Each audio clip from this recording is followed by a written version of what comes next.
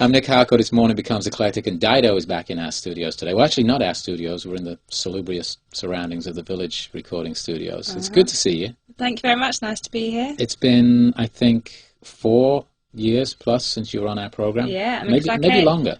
Well, it must have been in the first year the record was out, because I came on sort of straight away. So it's probably like 3 years, 3, 4 years. Right, and at the time when we first met you, I'm sort of going back in time now, we were doing our show from CMJ for the first time, and you came on our program and did a set there. Yep. And then about 6 months after that, when the record came out, I don't think the record was actually out the first time you were on the show. Then the record came out and you came back, and you were on at the station. Yeah. And before we talk about the new record, I mean, I have to talk about the last couple of years, because your life just all of a sudden got nuts, right? Uh-huh. I mean, it really did. I mean, the record was out in the States for about a year or so, and was doing pretty well. Uh-huh. And then, I mean, we can't avoid talking about it.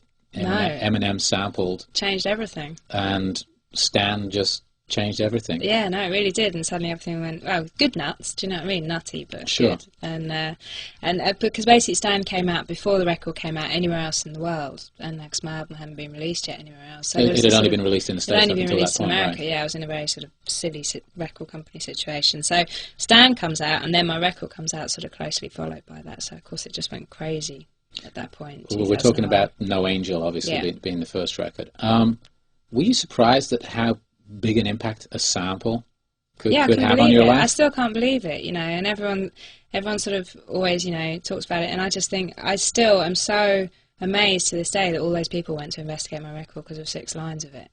That's right, 6 lines in Eminem's song. Exactly. Enough, I guess, to interest enough people to want to go out and check out your record. I mean, which is what you want. I mean, to me, that's what music is about. It's just hearing it in all sorts of different contexts and sort of following it through. You know, I do that too. I sort of hear a snippet of something in the radio, sit in my car for 4 hours waiting for them to tell me what the track was.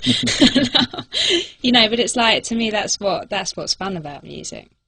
Now, obviously, you wouldn't have had any expectations when you released this record of selling 12 million copies. No.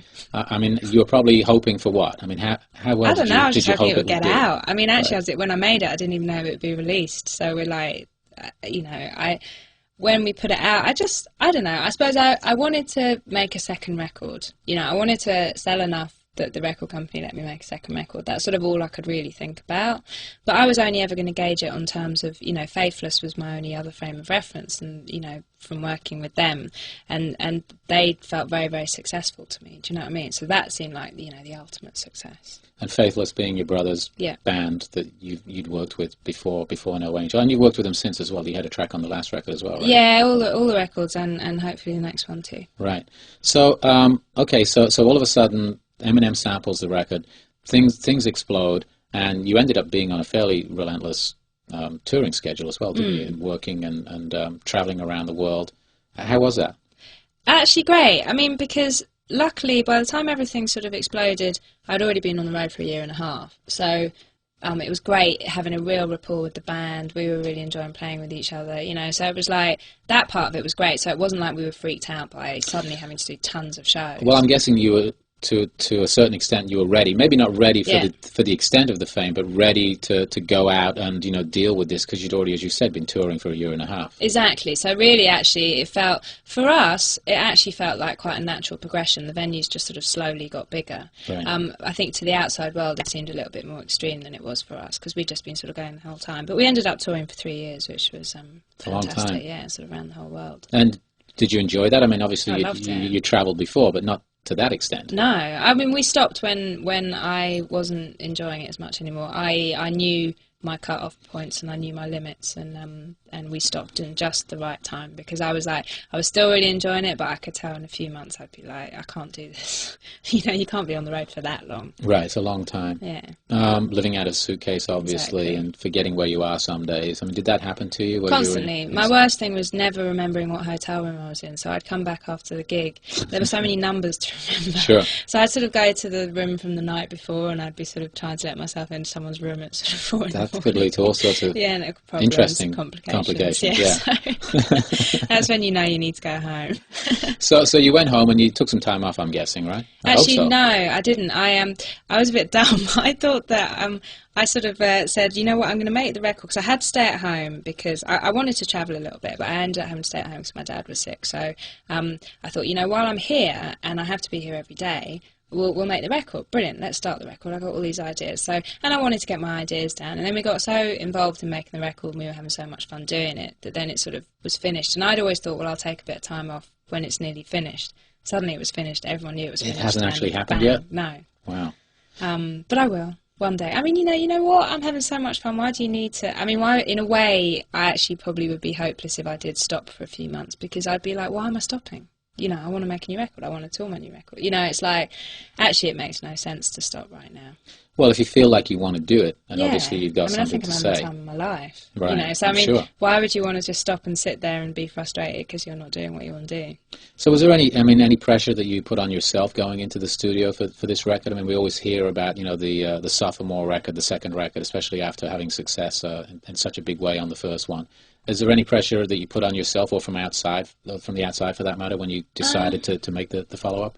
There wasn't pressure from the outside. That was great, because the record company were really adamant they were going to leave me alone, because they obviously weren't involved in the first one. So they were like, they didn't want to jinx it by getting involved in the second one. Very lucky. So it's brilliant. Yeah. And still to this day, I'm so thankful I made the first record without a record company, because you know, that was great. So we had no interference. And then you can go back to them and say, look, I kind of did okay before without...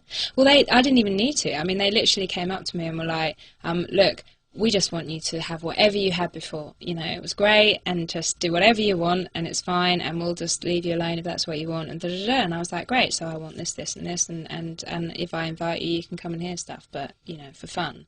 And that's how it was. So occasionally we'd have people down to listen to stuff and play them for fun, but nobody ever really sort of got involved. So we had so much, you know, we just had a great time making it. And I only ever really felt the pressure that I would normally put on myself, which is to make great music. I mean, you know, just every song you start, you want to make it as good as you possibly can. But I never felt, you know, I didn't ever sort of think, who's this for, or who's going to be listening to it, or how many people are going to hear it. You know, I never thought like that, because I've always just made music for myself to listen to in the car. It's that sort of, I mean, so... I don't know. It seemed quite simple in a way. I remember the first time we met, I was talking to you about the collection of songs on No Angel, and you, I can't remember how it came up in our conversation, but basically you were a little concerned that people might think that you were a stalker, I think, because of some of the lyrical content. Do you remember telling us about that? No, I remember people coming up to me when they'd heard Here With Me, and I just thought this was such a sweet love song. And they were like, God, you're really obsessed, aren't you? Right. Like, oh my God, there's probably more of that on this record. I mean, I think there's just a dark undertone to what I write that's not intentional, but it's always there, and I've sort of got used to it now. People see things as much darker often than I mean them. And I think it just comes out. It just comes out in my voice, comes out in my writing. You know, even if I'm writing a happy song, it'll get dark, you know, and if I'm writing a dark song, hopefully it'll have some sort of positivity. Can you tell us about this collection of songs? Is it a collection of songs that came together quickly? Is it a collection of songs that maybe you already had some of them written? I already had some written. I had like Don't Leave Home, See the Sun, Do You Have a Little Time, were songs I performed live for a few years, in fact. They were written actually really soon after I finished writing No Angel. And then the rest of the songs, you know, bits of them were started sort of as I went along, but then the bulk of all of those songs, the rest of them were written in the last year. Now, we've only heard one song up until now as we're doing this interview, which is the single, but obviously there's an album full. The album is called Life for Rent. Mm-hmm. Tell us about the title of the album. Basically, the title track, Life for Rent, is it's basically, I wanted to call it Life for Rent because the song means quite a lot to me, and it's sort of this constant reminder to me to sort of keep living the way that I chose to live through that song, sort of thing. And when I was writing the song, I was just trying to work out sort of, you know, quite simply just what made me happy, and I worked out that it was just, you know, really engaging in life and really focusing on what was around me and just feeling alive and sort of rising to all my challenges and, you know, doing stuff that terrified me but actually really enjoying it. And it's really just a simple song about that. It's just about choosing the life you want. And so I called the album that just as a little reminder of myself. One of the things that I know that you really pride yourself on is the fact that you're a songwriter and not just a singer, and songwriting is important to you, the craft of songwriting. and you won the Ivor Novello Award. Yeah. Is that what it is over in the UK? Can you explain that to our audience, what that actually is? Because that's a pretty prestigious award. Yeah, that I must actually have, couldn't believe it. That must have meant a lot to you.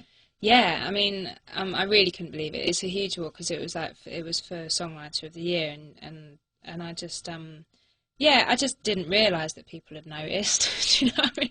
And then they sort of presented me with this incredible award, and it felt a bit premature, to be quite honest, after one album. But I'm not going to knock it back. It was a great day. So what's the hopes, obviously, with this album? Hopefully they'll let you make another one afterwards. Yes, I'm hoping they will.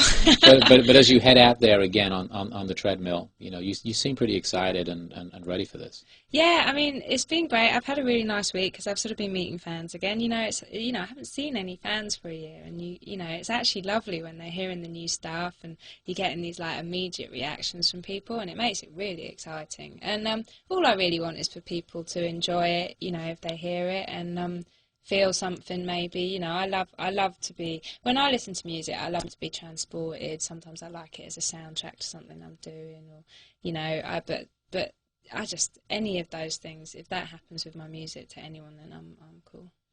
Well, I really appreciate you coming back to KCRW. That's my pleasure. It means a lot to us that you come back after this period of time. You are the first person that ever played a song of mine.